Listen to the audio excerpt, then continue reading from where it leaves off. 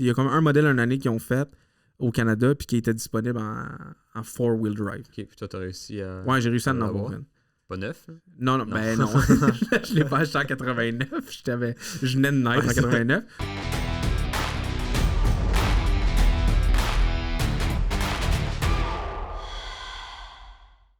Bonjour Alexis. Salut Francis. Ça va? Oui, toi? Ben oui, merci. Salut Félix. En arrière de la caméra aujourd'hui encore une fois. Bon, aujourd'hui, sujet intéressant, histoire au Canada de la Civic. Ouais. Un modèle de véhicule très populaire. En fait, le modèle, je ne sais pas si c'est encore le plus vendu au moment où on se parle cette année en 2021, mais le Civic a été longtemps le modèle le plus vendu au Canada. On s'entend que le Honda Civic est un véhicule mythique, dans le fond, là, partout dans le monde, en fait. Ouais. Pas mal partout dans le monde, peut-être pas partout, mais en Amérique du Nord, facilement, mais peut-être moins en Europe, en Asie aussi beaucoup. Véhicule fiable, compagnie avec une bonne notoriété. On aimerait commencer, en fait, je pense qu'on va commencer en fait, avec l'histoire de la Civic au Canada. Ouais, ben, l'histoire de Honda, en fait, au Canada, Honda, parce que okay, Honda parfait. est là depuis quand même très longtemps au Canada. On n'y pense pas, mais Honda a fait ses débuts au Canada en 1969, donc ça a fait 50 ans là, en 2019. Puis elle a débuté avec des motos puis des équipements. On le sait, Honda, c'est pas seulement des véhicules. Là. Ils font aussi des motos, mais ils font aussi des équipements. Quand je veux dire équipements, c'est des affaires comme des génératrices ou des tondeuses. Des tondeuses aussi, oui, effectivement. Et là, on parle pas de la Civic, là, on parle vraiment d'une vraie tondeuse pour le gazon. Oui, ils font deux sortes de tondeuses. OK. Juste une petite question en même temps. En 69, est-ce qu'il y avait des véhicules? Ou ils sont arrivés au Canada et il n'y avait pas de véhicules, c'était juste des équipements? Ben, ils ont lancé la Civic au Canada en 73, c'était le prochain point. Fait que j'imagine que non, il n'y avait rien à part leur équipement et leur moto au début. C'était le premier modèle? Oui, le premier modèle au Canada. OK. Donc ça, c'est le prochain point. Ensuite, en 1986, donc on saute 13 ans. Mais tu sais, c'est le début. C'est sûr que ça prend pas autant que maintenant. Là. Toute chose a un début. L'inauguration de la première usine au Canada, donc ils vont commencer à construire des voitures, des Honda, ici au Canada. Puis c'est la première industrie japonaise à le faire. Donc qui fait juste s'installer à Alliston, en Ontario. Fait que c'est pas très loin, là. C'est quand même assez... Fait que dans le fond, en 86, il y avait leur propre usine manufacturière, là, si je peux dire ça comme ça, là, pour construire de des véhicules voitures au Canada directement. Ouais. OK. Ouais. Un an ensuite, c'est le lancement d'Acura. Je sais pas si vous connaissez, mais Acura, c'est un peu la marque haut de gamme de Honda. C'est pas disponible partout au monde, là. Si je me souviens bien, c'est Canada, États-Unis et peut-être Japon, je suis pas certain. Okay. Mais c'est vraiment... C'est juste pour notre marché à nous. Il n'y a pas ça en Europe ou des choses comme ça. Donc ça a été lancé en 1987. 88, c'est le début de la production de la Civic coupée à Alliston. Donc on débute justement à faire la Civic, qui est le véhicule le plus vendu ici même au Canada, dans leur usine. Puis ça devient le principal fournisseur de modèles de Civic, là, des modèles coupés, en Amérique du Nord. Fait que dans le fond, avant 88, c'était seulement des 4 portes. En 87, ils ont décidé de faire la coupée. Puis là, en 87, vu qu'il y a beaucoup de productions qui ont été faites, dans le fond, le Canada devient comme entre guillemets, le leader de production de Civic en Amérique du Nord. Ouais. Ils fournissent pas, fait qu'il faut qu'il y en importe d'ailleurs aussi. Okay, fait que c'est vraiment ça fonctionne assez bien. En 91, donc 22 ans après ses débuts au Canada, il vend son millionième véhicule au Canada. Donc ça commence... Fait qu'en peu de temps, là. Fait que dans le fond, tu en parles de 73 à 91, fait que 20 moins 2, ça de fait 69, mais de 69, j'ai calculé. Jusqu'à 69, OK. Parce que c'était son début. OK. On comprend. En 98, c'est l'ouverture de la deuxième usine à Alliston, donc ça marche vraiment bien. Puis, ben, comme je disais, ils fournissent toute l'Amérique du Nord, donc ça fonctionne partout en Amérique du Nord, faut des usines. Puis celle-là était spécifique à la Honda Odyssey, qui est l'espèce de minivan. Là, Exact, qui est très populaire aussi, là, qui est une excellente minivan aussi. C'est la seule aussi, je crois, de Honda là, qui est une minivan. Exact, oui. Puis en fait, ben, c'est une des... pas la première, là, mais c'est une des premières. Moi, je me rappelle quand j'étais jeune, mes parents en avaient une. C'était une des premières qui ont sorti le feature avec les portes qui s'ouvrent automatiquement. OK. Peut-être pas en 98, là, mais quelques années plus tard. Là, maintenant, c'est sur pratiquement toutes les minivans. Ouais. Mais tu cliques sur un bouton, tu fais juste tirer la poignée puis la porte elle ouvre automatiquement. C'était un des features intéressants de la Odyssey dans le temps. C'est plus facile pour les enfants. Là, exact, ouais. Peu importe, pour l'épicerie ou n'importe quoi. C'est toujours plus simple. Mais la Odyssey a été très populaire aussi. Là. OK. Bon, je savais pas, mais ben oui, je savais qu'elle était populaire, là, mais je savais pas Je qu'elle avait savais pas les qu'elle était très portes. populaire. Non. Ouais, la Honda Odyssey, elle a quand même frappé fort au Canada. OK. Puis, ce qui est bien aussi avec Honda, c'est qu'ils s'impliquent. Ils font pas juste venir ici pour faire leur voiture. En 2005, ils créent une fondation, Honda Canada, qui appuie les organismes de bienfaisance canadienne et qui se concentre leur effort sur la famille, l'environnement et tout. Donc, Honda ont déjà dit que eux, l'environnement, il y avait vraiment ça à cœur, puis qu'ils vont faire attention et améliorer leurs pratiques et des choses comme ça. Donc, c'est ça qui est bien avec Honda, c'est qu'ils font quand même attention où ils vont. Où ils vont là. Ils n'arrivent pas au Canada, puis ils cassent Ça, c'était en 2005, c'est ça. 2005, ouais. Ok. Fait que ça fait déjà 16 ans. Donc, ça continue depuis ce temps-là. Puis là, ben, je pense qu'on connaît... À partir de là, on connaît un peu mieux l'histoire là, de Honda. En 2019, la Civic est la voiture la plus vendue au Canada depuis 22 ans. Ok, c'est ça, je me Fait que, demandais, ouais. on en parlait un peu avant de tourner le podcast, puis je me demandais combien d'années consécutives ou combien de temps qu'elle a été la meilleure au Canada. Je voulais garder la surprise. 2 années consécutives. Puis ça, c'est de 2019. Fait que j'ai pas les chiffres 2020, 2021. Là, mais Fait que depuis 98, c'est le meilleur. Dans le fond, c'est le meilleur vendeur au Canada. ouais, je pense que si ce serait pas des SUV puis des choses comme ça, elle serait pas en danger. Là. Ouais, ok, je Mais comprends. là, ouais. les SUV vont finir probablement par la Par ramasser. prendre le lead, ouais. En 2020, le 5 millionième véhicule au Canada et le 9 millionième construit au Canada. Donc, c'est vraiment des gros chiffres. Puis maintenant, en 2021, ils sont rendus avec près de 600 concessionnaires au Canada. Donc, on voit qu'ils sont très bien installés. Là. Exact, oui, tout à fait. OK, bon, ben après cet historique-là assez expéditif et complet de Honda, j'aurais comme le goût de passer à travers les générations parce que, bon, j'en ai eu plusieurs. T'en as eu une présentement. Je sais pas si t'en as eu d'autres. Je sais pas si Félix t'en a eu aussi.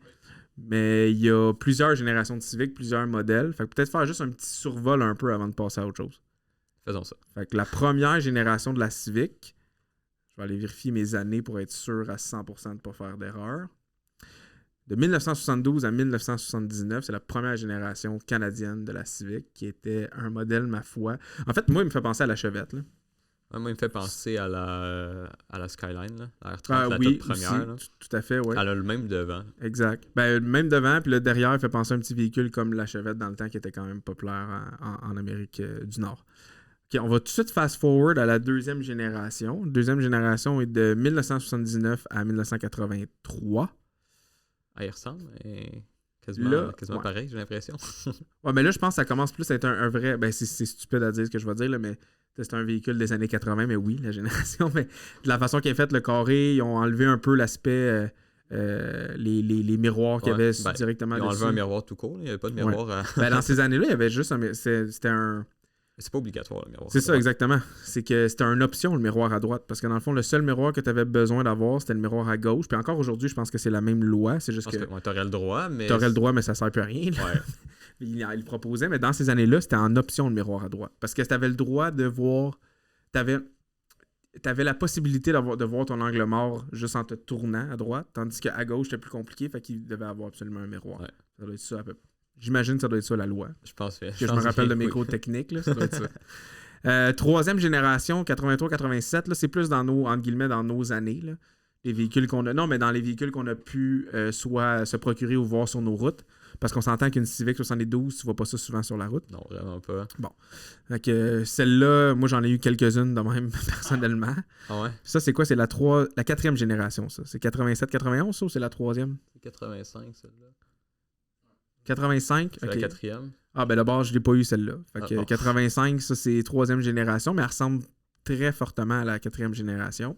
Là, on voit le modèle de Civic, encore une fois, super carré, mais encore un petit peu plus épuré, plus clean. Mm-hmm. Quatrième génération, tu peux la mettre, Félix, j'imagine que, bon, tu vois, exactement. Là, on commence à avoir les véhicules qu'on a encore des chances de croiser parfois sur la route. Là. Exact. Fait que ça, c'est un 87-91 Civic, c'est ça, la quatrième génération Civic Hatchback. Ils l'ont fait en 4 portes aussi. Puis ce modèle-là, ils l'ont fait aussi en wagon. C'était très exclusif, là. Okay, je te lance ça de même parce que j'en ai eu une. Un wagon. Ah ouais? Un Civic 89, je me trompe pas. Wagon, 4 pattes. Bon, le 4 pattes n'était pas fonctionnel, mais c'était il y a comme un modèle une année qu'ils ont fait au Canada puis qui était disponible en 4-wheel drive. Ok, puis toi, t'as réussi à... Ouais, j'ai réussi à en avoir une. Pas neuf? Là? Non, Non. ben non. Je l'ai pas acheté en 89. Je venais de naître en 89, mais je l'ai acheté, j'avais peut-être 7-8 ans. Je l'ai revendu par la suite après 2-3 ans, mais une histoire courte, ouais, il y avait vraiment une wagon qui était disponible dans ces années-là. Ok, je le savais même. Ouais, ils n'ont pas gardé ils ont pas vraiment gardé ce modèle-là là, après en wagon, mais dans ces années-là, ils l'avaient. 5e génération, là, c'est la génération, je pense, c'est une des plus populaires pour nous, là, en fait. Là. Ouais, la génération qui a vraiment été, comme je veux dire, tunée, là, qui a vraiment été utilisée à des fins de modification. Beaucoup parce que c'était pas cher à modifier. Tu avais beaucoup de pièces pas chères. Puis exact. Ça, c'est 92-95. Si je me trompe pas, est-ce que c'est ce modèle-là qui avait été utilisé, le 4 portes, pour le premier film de Fast and Furious? Ouais, les noirs, là, quand ils volent... les Civics noirs, quand ils volent le convoi. Là. C'est un peu ça qui a amené la popularité, pas de la Civic, qui était déjà populaire, mais la popularité du tuning. Tout court, le tuning, on s'entend qu'en Amérique du Nord, le tuning a eu un gros boom au début des années 2000. Pas juste à cause de Fast and Furious, mais il y a quand même une grosse partie. Ça a beaucoup aidé. Exact. Puis en début de film, ben, on voit plein de véhicules dans le film. Pas nécessairement tout abordable au niveau des modifications, mais tu vois aussi les 4 belles Civic noires, 4 portes avec plein de modifications. Fait que ça a dû exploser les ventes au niveau du tuning, puis en plus pour ce modèle-là. Ouais, c'est certain. 6e génération, ça, c'est les Civics que moi, personnellement, j'ai eu le plus. Le plus, ouais. Ça se dit pas vraiment, mais bon. Là, on parle de la coupée. Mais ce modèle-là venait aussi en sédan 4 portes, puis venait aussi en hatchback. Puis la hatchback Bull, qu'on appelle 96-2000, ça a été un modèle hyper populaire pour plein de monde. C'est un modèle hyper fiable, petit moteur, super facile d'entretien, pas dispendieux non plus. Puis à l'achat, je me rappelle que ma mère en avait acheté une neuve en 2000. Là. Mais elles sont belles. Elles sont super belles, exact. Puis encore aujourd'hui, là, on en voit encore beaucoup sur les routes, puis sont encore en ordre. Là. Ouais, ben, ils ont pas mal vieilli. Il y avait comme un design qui est encore... perdure dans le temps. Ouais, c'est ça, qui est encore beau maintenant. Il y a des chars qui vieillissent mal, mais ceux-là, ils sont exact. Ben là, dans les prochaines générations, il y en a une couple qui vieillissent mal, je trouve. En tout cas, c'est mon opinion personnelle. 7e génération, 2001 à 2005. Celle-là, encore une fois, je trouve correct. Ils ont bien rentré dans le début des années 2000 avec ça. C'est pas mon modèle préféré, mais c'est un modèle qui a quand même été apprécié. Je pense que toi, c'est pas celle-là que toi, c'est l'autre après. Ouais, moi, c'est l'autre après que j'ai. Celle-là, je l'aime un peu moins aussi. Moi, c'est surtout le derrière que j'aime moins, qui est plus carré que les précédentes, mais ça reste que c'est une voiture quand même c'est une Civic. Là. C'est ça, exact. Pas nommer. C'est juste qu'on dirait qu'elle était un peu moins attrayante niveau visuel. T'sais. Le reste, la fiabilité, la conduite, le coût de l'achat ou de l'entretien, c'est parfait. C'est juste que là, les designs, maintenant, au niveau visuel, la carrosserie, c'est un petit peu moins attrayant. Ouais. Si on passe à la 8e génération, ça, 2006-2011. Ouais, là, c'est... là, elle a un kit de lip. Puis... elle a un kit HFP, là. Fait que là, c'est un peu différent, là, mais ça reste que celle-là était quasiment identique. Je pense que les gens la connaissent de toute manière. Là. Image ou pas, ils la connaissent. Là. La 7e puis la 8e étaient pas mal, entre guillemets, pareil. Là. Il y avait des modifications dedans, mais pas tant. Là. Ouais. Puis là, celle-là, moi c'est celle-là que j'ai. Ah, que toi, c'est celle-là que t'as. Ouais, pas cette couleur-là, là, mais je l'ai brune. Qui est, magnifique couleur. Ouais. Ben là, avec le clear qui lève, là, c'est super... ils ont eu quelques problèmes dans ces années-là, justement, avec le clear de la peinture. Qui lève, là, dans le fond, c'est parce qu'ils ont attendu trop longtemps entre appliquer le clear et la peinture. Fait qu'après un certain temps, à force de passer trop d'anneaux au soleil, le clear lève. Ça donne des voitures avec des styles un peu funky. Puis ça, c'est juste pour la 8e génération que c'est arrivé? Non, c'est partout. Ah, c'est toutes les voitures de Honda de genre les années 2000 ont ça un peu. Les Accords aussi ont ça, les vieilles Accords. Là, c'est le problème d'Honda. Bon. C'est pas un super gros problème, mais c'est quand même un problème notable. En ayant vu ton Civic, c'est un problème notable. C'est que ça paraît. C'est ça. OK, la 9e génération... Bon, celle-là, je trouve que se sont un peu rattrapés. Encore là, je trouve que ça fait plus familial que jeune étudiant, mettons. Là. Je parle au niveau du look. Là. Ouais. Tu sais, dans les débuts des années 2000, ben, jusqu'aux années 2000, je trouvais que c'était quand même un véhicule assez intéressant niveau sport. Là, puis il y avait possibilité de faire de quoi. Là, on s'en vient dans un véhicule plus standard comme toutes les autres marques. Là. Donc, la 9e génération, c'est de 2012 à 2015. Et la dernière génération, 2016 à 2020. Ben, l'avant-dernière génération qui terminait cette année. 2016 à 2021. Ouais. Cette génération-là, la génération de 2012 à 2015, elle a eu comme deux modèles un peu, mais tu peux pas appeler ça une génération si ça dure juste une année. Fait qu'ils l'ont gardé dans la même génération. Okay. Mais la 2012, ils avaient essayé de rendre ça vraiment moins cher, couper les coûts, puis ils avaient utilisé des matériaux un peu plus cheap. Puis, ben, c'était juste... Ça reste une Honda, elle est bonne. Là, je veux dire, même si c'est la moins bonne des Honda, elle reste meilleure que le reste quasiment. Mais elle était vraiment cheap puis elle a vraiment pas été appréciée par le. C'est un peu le même principe que comme la Golf City. Oui, c'est comme la version. Ben, ils ont essayé juste de vraiment couper les prix. C'est ça, parce que la Golf City, c'est un peu ça qu'ils ont fait. Ben, Ouais. c'est pas juste une année, là, mais ils ont pris la Golf, ils l'ont cheap out un peu pour essayer de rendre de quoi un peu plus abordable pour que le monde vienne acheter des Golf. Ouais. Ça n'a pas duré super longtemps, là, les Golf City, par contre. Là, si je me trompe pas, c'était quelques années maximum. Là. Mais c'est un peu le même principe. Ouais, c'est ça. T'sais, ils ont vraiment descendu le coût de la fabrication du véhicule pour rendre abordable le tout. Mais le marché a tellement pas apprécié qu'une Civic soit rendue super cheap. Là, déjà, c'est pas cher une Civic, mais là, ils ont tellement ça. C'était tout en plastique. Là, tu touchais puis tout shakeait à l'intérieur. Là, c'était vraiment pas. OK. Mais là, c'est quand même rendu un char, mais même si on dit que c'est pas cher, c'est quand même rendu un peu dispendieux par rapport à leurs concurrents. Ouais. On comprend qu'ils ont la notoriété, qu'ils ont la fiabilité, il y a plein de points positifs quand tu achètes un Civic.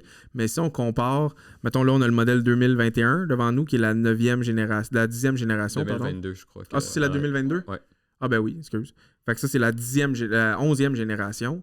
Là, ce véhicule-là, je sais pas à partir de combien, mais il me semble qu'il est un peu plus cher que si on regarde dans un 4 portes sédan là, standard. Là. Ouais. Si on la compare avec, mettons, une Kia, un Hyundai, une Mazda, c'est quand même un peu plus cher. Oui, c'est sûr. Là, ils mettent de plus en plus de technologie à l'intérieur. C'est là, ça. fait que c'est sûr qu'ils doivent augmenter les prix aussi. Hein. Puis là, ben c'est sûr que, bon, voilà, merci Félix. Mention spéciale. Mention spéciale à la Tipper qui a refait surface en quelle année déjà? 2017. 2017. Parce Ici, qu'elle a exact. été encore en Europe, au Japon et tout.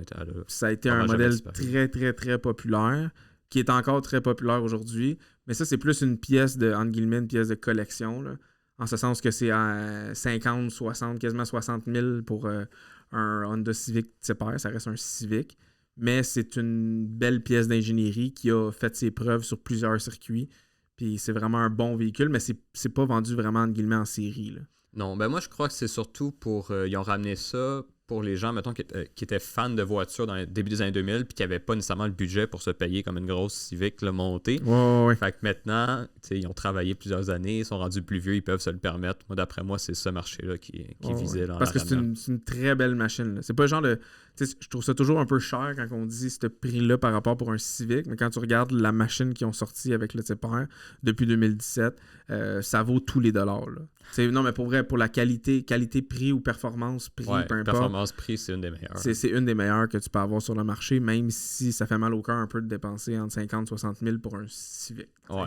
C'est plus ce point-là. Mais les gens qui l'achètent le voient pas comme ça. Là. Pour eux, c'est pas une Civic. Là. Exactement. Ouais. Ben, ils ont raison aussi, parce que c'est totalement pas une Civic. Là. C'est autre chose complètement. Bon, là, on a fait le tour des générations. Rapidement, ben là, premièrement, c'est pas compliqué. Peu importe la génération que vous avez, là, si toi t'en as une, j'en ai eu quelques-unes. Félix en a jamais eu. T'en as déjà eu? Parfait, t'en as déjà eu. Peu importe la génération que vous avez, vous pouvez aller sur atexos.com pour vérifier les roues qui sont disponibles.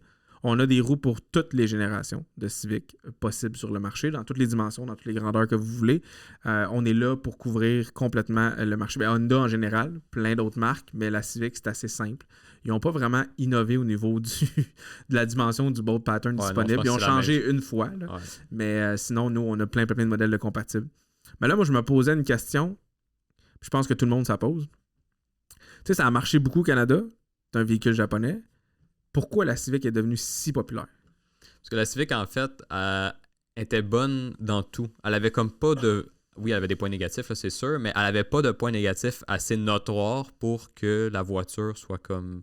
valent vraiment pas la peine. Là. Fait que la première raison que j'ai trouvée, ce serait la sécurité. Les voitures de Honda sont super sécuritaires. Honda mise beaucoup, puis prennent beaucoup d'argent aussi pour développer la sécurité des voitures. Honda est toujours à la pointe de la technologie pour la sécurité. Puis même le nouveau modèle, là, celui de cette année, le 2021, est classé 5 sur 5 pour la sécurité. Donc, selon NHTSA, là, qui sont ceux qui évaluent un peu la certification un peu. Oui, la certification. Puis, ils ont toujours eu des bonnes notes, là, sauf peut-être les super anciennes. Là, mais là, au début, c'était moins important la sécurité dans ces années-là. Oui, c'est ça. Il n'y avait pas de ceinture, de toute façon. Les voitures viennent avec beaucoup de coussins gonflables, 6 coussins gonflables, donc 3 pour chaque là, à l'avant. Assistance à la stabilité du véhicule. Pour conduire, mettons, l'assistance t'a gardé entre les lignes, là, que tu aies moins de chances de sortir. frein ABS, ça vient vraiment avec le top du top. C'est un bon équipement de sécurité pour un véhicule qui est quand même, on va dire, entre guillemets, de base abordable. Ça vient standard. Entrée de gamme, moi c'est ça, exact. OK. Puis en plus, je pense que ça l'a sûrement aidé aussi à la popularité. Le fait qu'ils ont écouté les consommateurs puis qu'ils ont vraiment offert la Civic de façon versatile, je vais dire. Dans le sens qu'il y a eu beaucoup de nombre de versions. Là. Oui, vraiment. La Civic, elle a été quoi? Il y a eu 6-7 versions? Je sais pas c'est lesquelles exactes, là, mais... Ouais, tu sais, on a eu la 4 portes, la 2 portes, la hatchback, la SI, la T-Pair, la SIR au début des années 2000. Fait qu'il y en avait vraiment pour tous les goûts. Là. Chacun pouvait avoir sa son Civic. Type de Civic, puis avec le budget aussi qu'il y avait aussi à ce moment-là. Puis entre certaines versions, mettons... moi, j'ai la DX, je peux pas te dire ce que ça veut dire, j'ai aucune idée. Mais tu sais, il y a DX, LX, des choses comme ça. Puis plus tu prends une version plus haute, des fois, ils viennent avec un touchscreen, ils viennent avec du cuir. Là, maintenant, ils viennent tous avec la même affaire. Mais au début, tu avais l'option, mettons, tu sais, air climatisé, pas d'air climatisé. Donc, il y avait vraiment des versions pour tout. Là. Tu pouvais choisir. Selon ton budget, tout en gardant la notoriété et la fiabilité de Honda. Ouais, en plein ça. Puis là, on parlait justement de fiabilité. Le côté mécanique sont très fiables. La plupart des modèles sont très esthétiques aussi. On dit la plupart parce qu'il y a quelques générations qui sont un petit peu moins belles. Ouais, ça dépend du point de vue. Là. Il y en a qui vont peut-être triper sur ces générations-là. Exact, c'est une question d'opinion. Là. Puis un des points les plus importants, je pense, puis ça, je pense qu'il n'y a personne qui peut contredire ça, la mécanique est super simple. Puis c'est super facile d'entretien. Puis c'est facile de trouver des pièces aussi, comme il y en a tellement qui ont été vendues. Puis en plus, ils sont faits ici. Trouver une pièce, mettons, il y a une pièce qui brise ou quelque chose, c'est pas difficile. Là. C'est super facile. Tu peux l'avoir assez rapidement. Puis on mentionnait le côté mécanique très fiable. Le seul problème un peu des Honda, c'est justement, comme on disait, le clear, qui est un problème depuis plusieurs années avec ces voitures-là. On peut pas s'en sortir. Là. Tu peux pas prévenir ça. Il est trop tard. Là. Ça a été appliqué sur ta voiture. C'est comme ça. Là. Mais ça reste que c'est quand même pas un problème si majeur que ça par rapport au reste de tous les points positifs de ce type de véhicule. Ça dépend. T'sais, mettons, ceux qui trippent vraiment comment leur véhicule ressemble, là, ça fait vraiment mal au cœur de voir ton véhicule s'éplucher quasiment. Mais pour ceux que c'est plus un véhicule qui utilise du point A au point B, je pense qu'ils s'en foutent un peu du problème de clear. Puis probablement qu'il doit y avoir des possibilités avec soit Honda ou même eux-mêmes de faire l'ajustement ou la réparation. Il y a un recours, c'est ça, exact. Okay. Donc, par rapport à ça va prendre plusieurs années, j'imagine, avant d'avoir un résultat. Ouais. Là, mais... Puis là, comme tu disais, il y a un autre point aussi au niveau de la technologie. Ils sont toujours à l'avant-garde. Fait que, dans la plupart de leurs véhicules, en fait, dans tous leurs véhicules, il y a le Bluetooth, le Apple CarPlay, Android Car, les contrôles sur le volant. Ils ont quand même été, je ne vais pas dire précurseurs, mais ils ont quand même été en mesure d'intégrer cette technologie-là dans des véhicules entrée de gamme assez de base. Maintenant, toutes les autres entreprises, que ce soit, comme on disait, le Mazda, Kia, Hyundai, peu importe, ont toutes emboîté le pas. Mais Honda l'offre depuis déjà quand même un certain temps dans les véhicules de base. Honda était précurseur. Mettons, quand ça a commencé à sortir, puis les gens aimaient ça, ils n'ont pas attendu justement 5 ans puis devenir en retard avant de les installer dans les voitures. Autre chose, on n'a pas négligé l'économie de carburant aussi. Oui. C'est super... bon, je veux dire, tu fais environ 7 litres au 100 km. Là, puis ça, c'est... en comptant aussi la ville. Donc, mettons, vous faites juste de l'autoroute, je sais pas c'est combien, là, mais ça doit être un truc comme 6 peut-être litres au 100 km. Là. C'est vraiment économique. Puis, considérant que le prix du gaz est de plus en plus cher depuis quelques années, c'est quand même quelque chose qui pèse dans la balance. C'est sûr. Puis le pourquoi c'est aussi populaire aussi, il y a l'aspect marketing. Là. On s'entend qu'au Canada, Honda a été très, très, très populaire. Utilise beaucoup des personnalités publiques connues pour faire la promotion des véhicules. Il compte beaucoup ses médias, comme on dit, pour parler d'eux. Puis au Québec, il y a un humoriste très populaire qui a fait des pubs à se rouler par terre durant pratiquement toutes les années 2000. Ouais.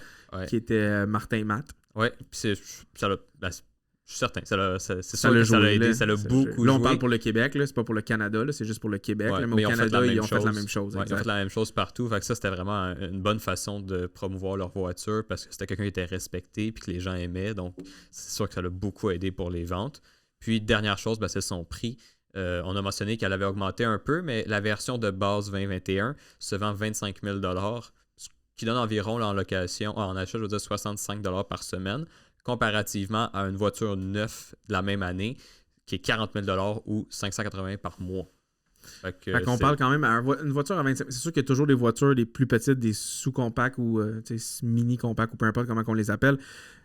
Là, je parle dans le temps la Mirage, la Micra et tout. Là, ça, Ouais. c'est complètement un autre gamme. Mais dans l'aspect berline ou coupé d'entrée de gamme, fiable et pas trop dispendieuse non plus, elle a encore sa place. Elle domine encore, Vraiment, je crois. Ouais, elle domine vraiment. Là, parce qu'à 25 000, je pense pas qu'on peut trouver quelque chose d'aussi facile d'entretien, d'aussi abordable au niveau de l'entretien, dans le fond aussi, pas juste facile, Ouais. mais au niveau du montant de l'entretien, puis de la fiabilité. Ben, sa seule compétitrice, c'est la Corolla, qui a C'est ça, toujours été exact. vraiment sa compétitrice. Ben, Toyota et Honda, c'est pas mal le même genre de fiabilité puis le même Ouais. genre d'entretien à faible coût aussi. Ouais. Mais au niveau du look, je pense que la Civic remporte la palme comparé à la Corolla, malgré que la Corolla elle commence à être quand même assez jolie aussi. Ouais, depuis 2019 Exact, environ, là, la exact. Corolla, j'ai une petite Avant, place c'était dans mon vraiment. cœur, là. Ouais, exact. Avant, c'était vraiment un char vraiment plus tagué pour les personnes un peu plus âgées. Puis de plus en plus, là, avec la Corolla IM qui est sortie, qui est en fait un Sillon Ancienne avant, Sillon, puis IM. avant, c'était la Toyota Matrix qui ont tout changé. Ouais. Ben là, Civic, la Corolla est rendue un petit peu plus sportive. Même la Camry, elle m'impressionne beaucoup avec Ouais. l'intérieur. La Moi Camry aussi, est très, très, très jolie. Mais la Civic va toujours rester un modèle d'anthologie, je pense, en Amérique du Nord. Au Japon aussi, mais en Amérique du Nord, a vraiment marqué l'histoire et va continuer à la marquer. Ouais. Fait que si vous avez, en fait, un Honda Civic ou peu importe un produit Honda, puis vous avez écouté ce podcast-là, allez visiter rtxos.com, puis Alexis, tu feras une recherche, puis on regardera pour mettre des belles roues RTX sur ton char. C'est bon, ça. Merci. Merci. Merci.